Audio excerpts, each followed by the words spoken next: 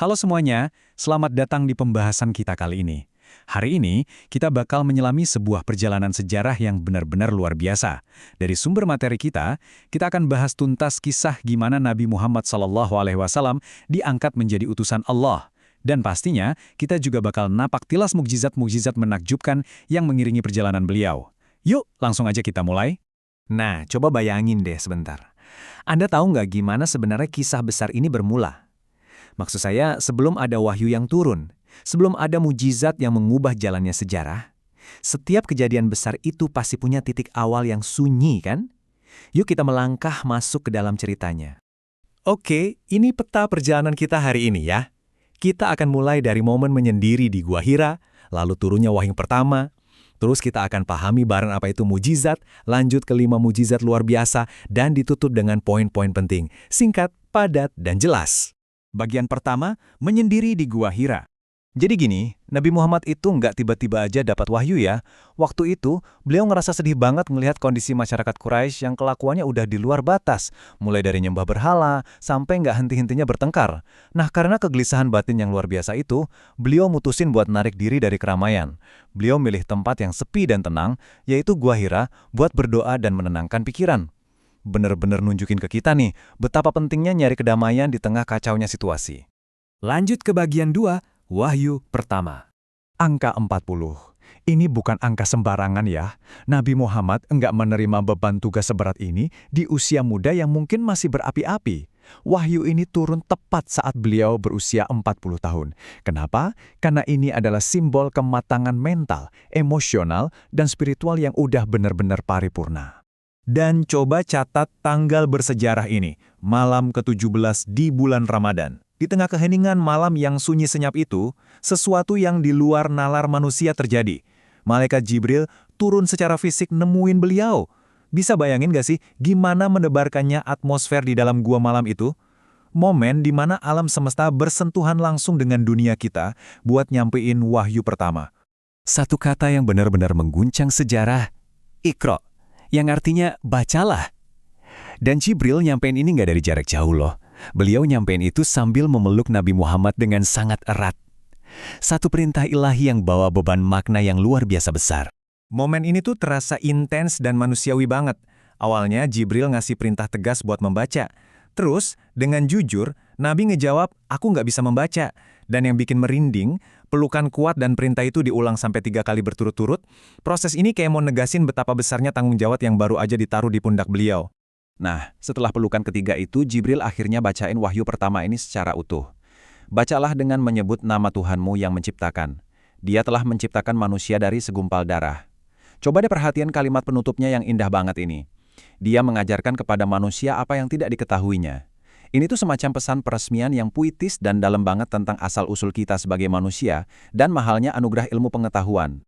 Bisa ditebak, Nabi pulang ke rumah dengan tubuh yang gemetar hebat. Tapi, untungnya, di sana ada istri tercinta beliau, Siti Khadijah, yang langsung nenangin dan nyelimutin beliau dengan penuh kasih sayang. Malam yang bersejarah itu jadi penanda resmi kalau misi beliau sebagai utusan Allah udah benar-benar dimulai.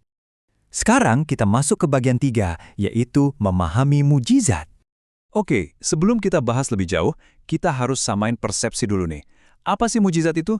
Intinya, mujizat itu adalah kejadian luar biasa yang secara spesifik cuma dikasih sama Allah SWT kepada para nabi. Ingat ya, ini sama sekali mustahil buat ditiru sama manusia biasa manapun. Jadi, ini bukan trik sulap atau sihir, tapi murni bukti validasi dari langit yang nggak bisa dibantah lagi.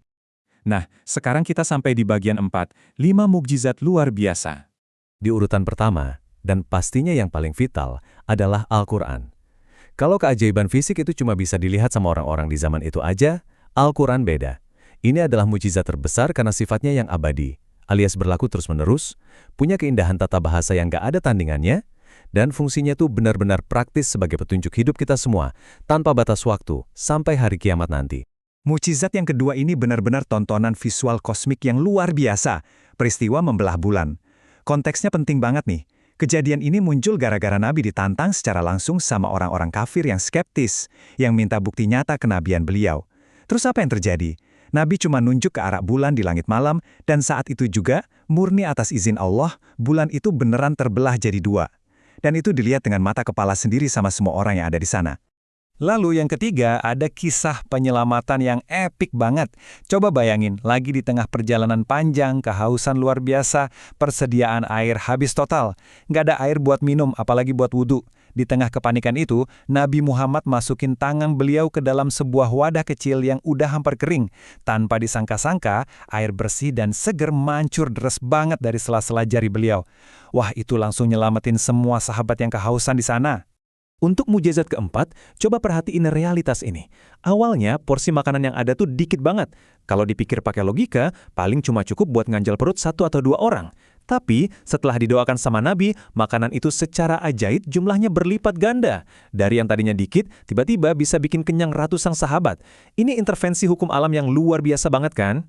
Terakhir, mukjizat kelima ngebawa kita pada perjalanan ruang dan waktu yang paling ikonik, Isra Mi'raj.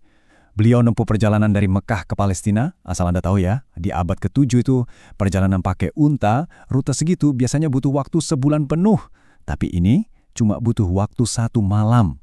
Nggak cuma itu, beliau kemudian diangkat menembus alam semesta ke langit ke-7 untuk menerima satu perintah yang paling krusial, kewajiban sholat 5 waktu. Masuk ke bagian akhir, poin-poin penting. Mari kita rangkum pembahasan kita hari ini supaya lebih nempel di kepala. Pertama, Nabi Muhammad diangkat jadi utusan Allah tepat di usia 40 tahun, lokasinya di Gua Hira. Kedua, perjalanannya dimulai lewat surah Al-Alaq ayat 1-5 yang turun di tanggal 17 Ramadan. Dan ketiga, jangan pernah lupa, mukjizat terbesar dan paling abadi yang kita punya adalah Al-Quran. Sebagai penutup, kita udah ngebahas berbagai kejadian yang sepenuhnya ngelawan hukum alam, mulai dari bulan yang terbelah sampai air yang mancur dari sela-sela jari. Tapi tahu nggak? Bukti paling besar dan abadi itu justru ada tepat di depan mata kita, nunggu buat kita buka.